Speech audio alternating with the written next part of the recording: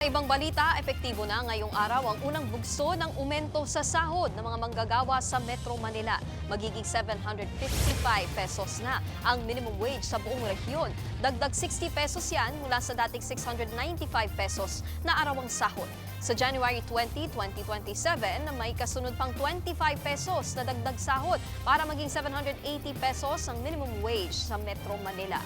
Paliwanag ng DOLE, hinati ang umento sa sahod para hindi gaanong mabigat sa maliliit na negosyo. Pero para sa ilang manggagawa, kulang na kulang ang dagdag sahod.